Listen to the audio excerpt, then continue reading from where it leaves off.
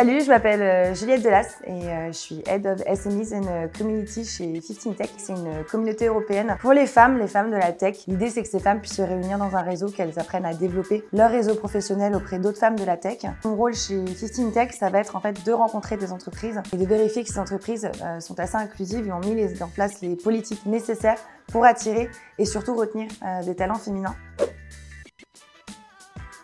Il y a un chiffre qui fait peur, mais un chiffre qui fait réagir. C'est qu'aujourd'hui, on a une femme sur deux qui quitte la tech définitivement au bout de 8 ans. Et la première raison, c'est la toxicité de la culture d'entreprise. Les femmes ont un certain nombre de critères qui les rassurent quant à l'expérience professionnelle qu'elles peuvent avoir dans une entreprise. La première chose, c'est l'égalité salariale. La deuxième chose, c'est la flexibilité. La troisième chose, c'est la capacité à évoluer au sein de l'entreprise de façon fair et égale, ce qu'on appelle donc le fair career path. Et la quatrième chose, c'est toute la culture qui va être mise en place par l'entreprise autour des sujets de diversité et inclusion. Les images autour du baby-foot et les after-work tous les mercredis soirs, pas très inclusives. Ou encore tout simplement mettre le salaire, pas une fourchette étendue, mais le salaire, directement dans la fiche de poste. Ça permet d'attirer des femmes parce qu'elles savent exactement quel sera le salaire auquel elles pourront prétendre. Pour un processus non biaisé, ce qu'il est très important de faire, c'est que si vous voulez attirer des candidates, il faut absolument en fait que dans le cadre du processus de recrutement, il y ait des femmes de votre entreprise qui en fassent partie.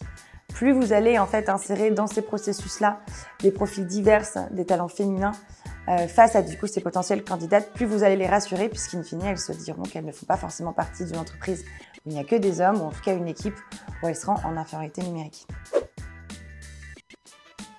En général, des candidates peuvent s'arrêter systématiquement au même endroit avec les mêmes managers. Ce qui est très important de faire, c'est de former vos managers qui seront impliqués dans les process de recrutement au biais qu'on peut avoir aujourd'hui pour qu'une fois du coup dans le processus de recrutement, ils jugent la candidate pour ses compétences et non pas pour ce qu'elle est, ce qu'elle représente ou sa situation familiale. Il est très important du coup quand on parle de rétention de talents féminins, de bien les encadrer sur cette partie justement évolution dans l'entreprise, les rassurer sur les objectifs à atteindre pour ensuite pouvoir évoluer comme elles le veulent.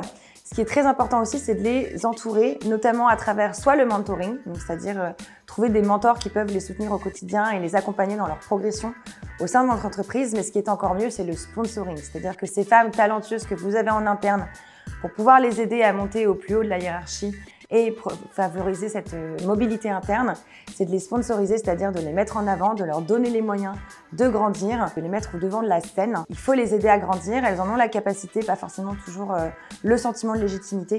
Donc accompagnez ces femmes et surtout mettez en place une culture saine. C'est des moyens de rassurer en fait au quotidien sur la qualité de l'entreprise et le bien-être qu'on peut ressentir au quotidien.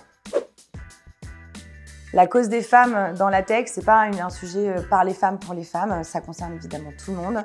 C'est bénéfique à la croissance d'une entreprise et c'est pour ça qu'il est très important que les hommes soient proactifs sur le sujet, soient ce qu'on appelle des alliés. Si vous êtes témoin d'un comportement discriminant, sexiste, abusif, votre rôle c'est aussi d'intervenir. Si c'est un comportement abusif, de le signaler à la direction, au RH. C'est absolument important en fait que vous portiez votre voix sur le sujet, que vous interveniez, parce que votre voix compte tout autant que celle des femmes sur ces sujets-là.